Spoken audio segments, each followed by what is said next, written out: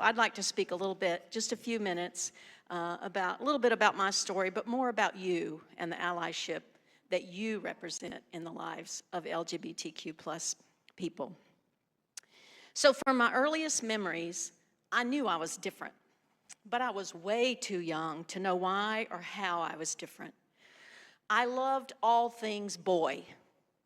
I wanted my brother's BB guns.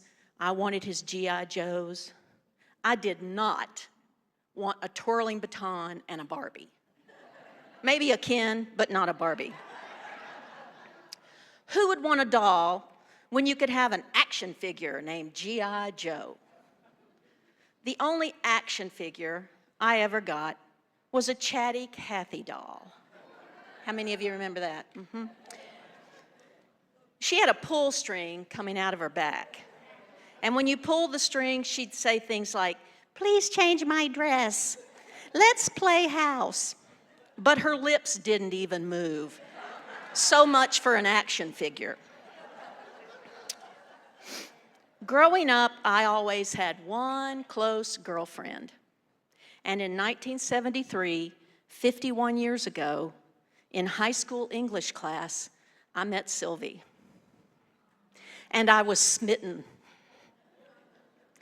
Over time, I began to understand what these feelings I had since childhood really meant, and I was terrified. Being raised a strict Southern Baptist, I had been taught the feelings I had for Sylvie were placed in my heart by the devil, that these thoughts and feelings were sins against God. Like so many LGBTQ folks, I prayed and prayed time and again for God to remove these evil feelings from me. Yet the feelings never left, thank God. Over time, I came to understand that I was a lesbian, and no prayers or interventions, divine or human, could change that. I was confronted with a choice to live authentically as a lesbian or to live a lie and pretend to be a heterosexual woman.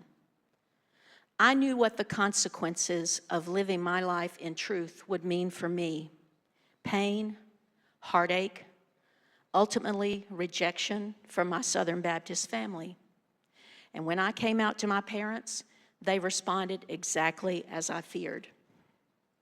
Like Drea, I left Baptist churches and all religion for more than 30 years. But my spiritual roots established in me a longing to return to spiritual community. And for that, I am so very grateful. For those in the LGBTQ plus community who do not have family members who are allies, other sources of support and allyship are so very important. My experiences of leaving the church and my longing to return are not unusual in the LGBTQ plus community. Andrew Marin, a researcher, psychologist, and former teacher at the Moody Bible Institute, wrote a book entitled Us versus Us, The Untold Story of Religion and the LGBTQ plus community. And believe me, some of these stories that we've shared today could be in this book. In it, he shares the following. Reading this was an eye-opener for me personally, and I trust you'll find these facts noteworthy. 86% of people in the LGBTQ plus community were raised in church. Interestingly, that percent is higher than the American population in general, where only 75% were raised in church. More than half of LGBTQ folks leave by the age of 18. Yet 76% are open to returning to church in search of a faith community. It was affirming to see myself represented so perfectly in these research findings. The researcher also found that those who wished to return to church were less concerned with attending a so-called gay church and simply wanted to be loved, treated respectfully, and be able to participate fully and authentically in their spiritual community. That's why Unity North is so important to me. I am loved, treated respectfully, and am able to participate fully and authentically in this spiritual community. On the other hand, many churches today present themselves as welcoming to the LGBTQ plus community. But the welcome comes with conditions.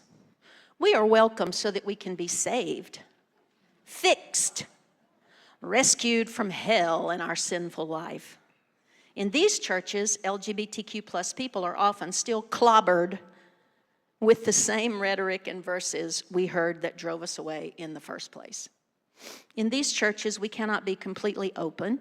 If we are open about our sexuality or gender expression, we can't serve in leadership roles. Sometimes we can't participate in communion or other spiritual rituals. But not here, not at Unity North. Look around. Look at your neighbors.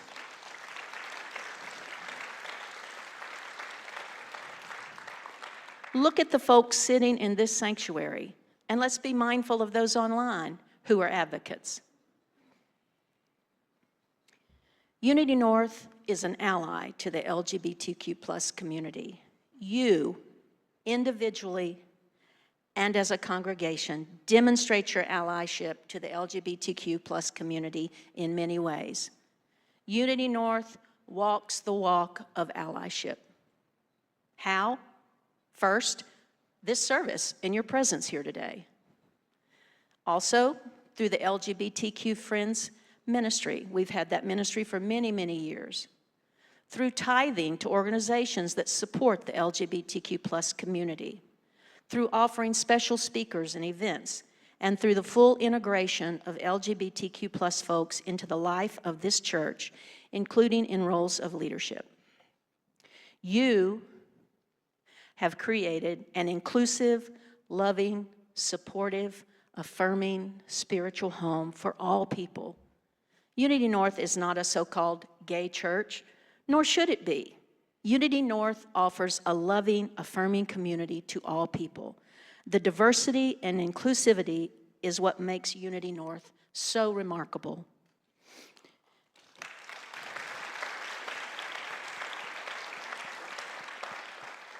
Unity teaches us that no one is broken.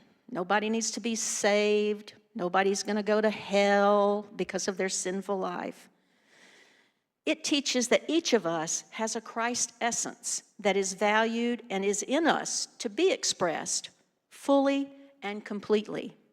Here at Unity North, LGBTQ folks are affirmed and welcomed unconditionally into this spiritual community.